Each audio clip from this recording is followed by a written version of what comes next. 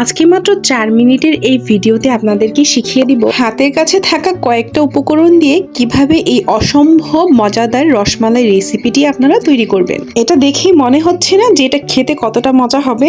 সম্পূর্ণ recipe follow করলে আপনাদেরটাও same এইরকম হবে। তো চলুন শুরু করা যাক। প্রথমে একটি মিল্ক প্যানের মধ্যে 3 টেবিল চামচ আমি চিনি দিয়ে নিচ্ছি। এটাকে আমি এখন ক্যারামেল করব।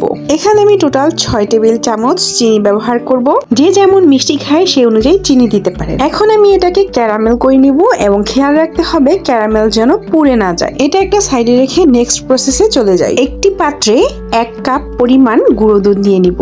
অবশ্যই ফুল ক্রিম হতে হবে। 250 গ্রামের ছোট প্যাকেটগুলো এক্ষেত্রে নিতে পারেন। এখন এই গুঁড়া দুধের মধ্যে আমি দিয়ে দিব হাফ চা চামচ বেকিং পাউডার এবং একটি স্প্যাচুলা দিয়ে সুন্দর করে নেড়েচেড়ে মিশিয়ে নিব যেন বেকিং পাউডারের মধ্যে কোনো লাম্পস না থাকে। এই রেসিপিটা তৈরি করতে মাত্র কয়েকটা উপকরণ আপনাদের প্রয়োজন হবে। এখন দিচ্ছি 1 টেবিল চামচ গাওয়া ঘি।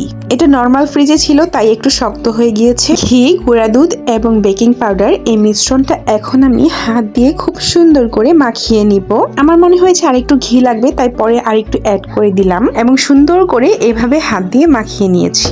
এখন আমি এর মধ্যে ব্যবহার করব একটা ডিম। এটাকে আমি সুন্দর করে ফেটিয়ে নিচ্ছি। অবশ্যই ফেটাতে হবে। এরপরে গুঁড়ো দুধের উপরে আমি ডিমের মিশ্রণটা ঢেলে দিব। দাঁড়ান, সম্পূর্ণ ডিম কিন্তু ঢেলে দিবেন না, হাতে একটু রেখে দিয়ে কাজ করবেন। অবশ্যই ব্যাটারের কনসিস্টেন্সি বুঝে আপনাদেরকে দিতে হবে। নরম হয়েছে দেখে ভয় পাবেন না। এক্সট্রা যে 2 চামচ আমি গুঁড়ো দুধ রেখে দিয়েছিলাম সেটা আমি এখন অ্যাড করব। টেক্সচার একদম ঠিকঠাক হয়ে যাবে। ডিম এবং গুঁড়ো দুধটা একটু আলাদা করে রেখে দিবেন। ব্যাটারের কনসিস্টেন্সি বুঝে অ্যাড করতে হবে। এখন আমি একটি স্প্যাচুলা দিয়ে সুন্দর করে নেড়েচেড়ে মিক্স করে নিব এবং এটা একটা শক্ত ডোতে পরিণত হবে কিছুক্ষণ নাড়াচাড়া করার পরে। এই সময় অনেক সুন্দর একটি স্মেল পাওয়া যায়। খুব ভালো করে মিশ্রণটি মিশিয়ে নিতে হবে। এক পর্যায়ে দেখবেন বাটি থেকে এভাবে আলগা হয়ে উঠে আসছে, তখন বুঝবেন মাখানো হয়ে গিয়েছে। চাইলে হাতের মধ্যে তেল মেখেও কাজটি করে নিতে পারেন। মিশ্রণটা ঠিক এই রকমের হবে, একদম শক্ত না একদম নরমও না। হাতে এবং প্লেটের মধ্যে তেল অথবা ঘি ব্রাশ করে নিতে হবে। এরপর মিশ্রণ থেকে অল্প অল্প পরিমাণে নিয়ে ছোট ছোট গোল করে বল তৈরি করে নিতে হবে। যে যার ইচ্ছা অনুযায়ী শেপ দিতে পারেন। আমি এরকম শেপটা পছন্দ করি তাই সবগুলো তৈরি করে নিলাম। বেশি বড় করা যাবে না কারণ এটা কিন্তু ফুলে ডাবল হয়ে যাবে। এই তো আমার সবগুলো রেডি হয়ে গেছে। এই যে দেখুন, একটা ডিম থেকে আমার এতটুকু ডিম বেঁচে গিয়েছে। এখন আমি 1 লিটার দুধকে জাল করে ঘন করে প্রায় হাফ লিটার মতো করে নিয়েছি।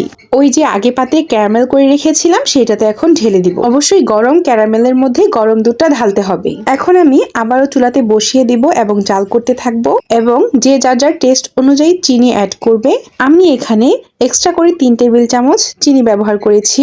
এখন আমি এক্সট্রা ফ্লেভার হিসেবে এখানে এলাচের গুঁড়া ব্যবহার করব। চেষ্টা করবেন এলাচের গুঁড়াটা বাসায় তৈরি করে নিতে। শিলপাটায় অথবা ব্লেন্ডারের মধ্যে এলাচটা টেলে গুঁড়ো করে নিতে পারেন। সেটাই আমি আজকে ব্যবহার করেছি।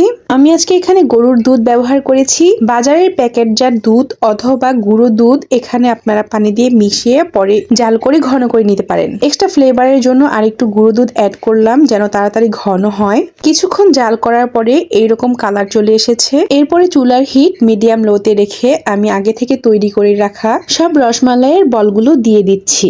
আর হ্যাঁ, অবশ্যই চিনিটা বেশি পরিমাণে ব্যবহার করা যাবে না। যখন দুধটা ঘন হয়ে যাবে এমনিতেই অনেকটা মিষ্টি হয়ে যাবে, তাই আগেই বেশি পরিমাণে চিনি দিয়ে দেবেন না।